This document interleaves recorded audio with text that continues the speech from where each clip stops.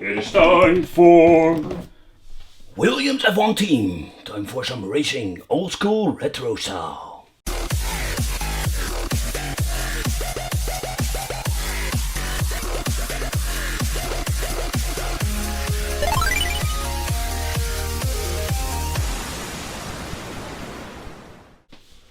Welcome to the Wicked Gamer and Collector. Welcome back to a new video. And in today's video we have something totally different. We are going to take a close look at some retro accessories, this time for the Xbox.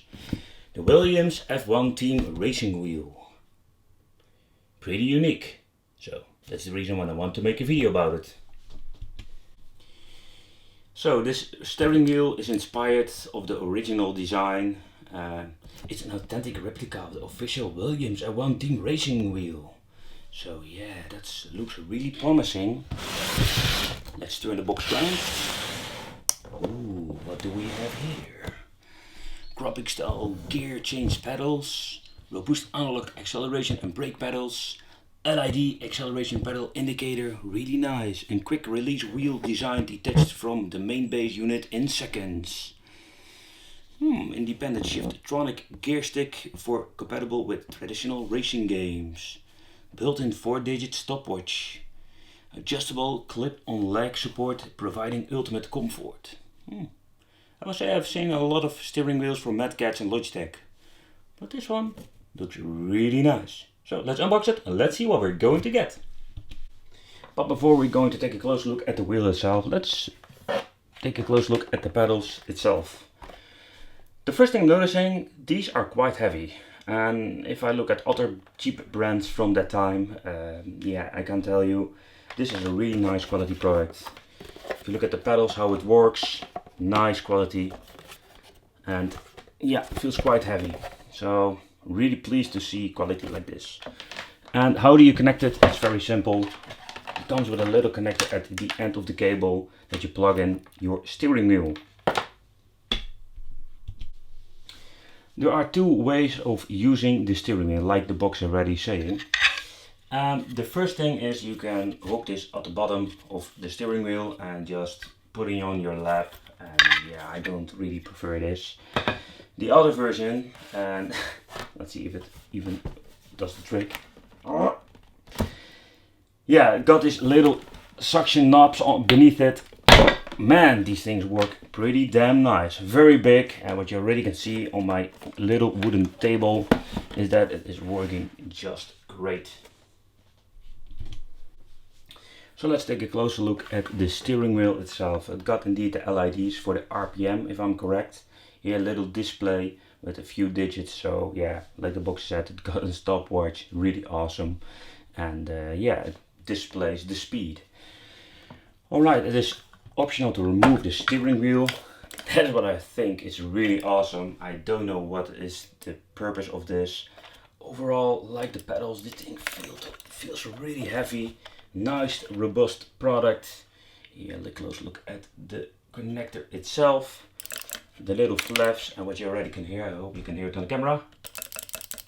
Wow, nice quality micro switches. Overall, really nice. There's no D-pad on this thing. Alright, no, this is the D-pad. So, whoa, that's really nice. This is the D-pad on the steering wheel itself. You can just easily plug it in, screw it at the back, and it's ready to go. I don't know what you prefer, if you want to have the pedals at the back of the steering wheel or you want to have a shifter. This is just a basic up and down shifter. Of course, we know the Logitech products have sometimes a really gearbox with 5 gears or 6 gear and a reverse, but this one is just really basic up and down with 2 micro switches. Alright, I am ready for it. I've got myself the Terminator Xbox. Maybe I'm going to make a review about it later. I got myself some racing games and I'm ready for it. Let's go! There is a big problem with the disc you are using. It may be dirty or damaged.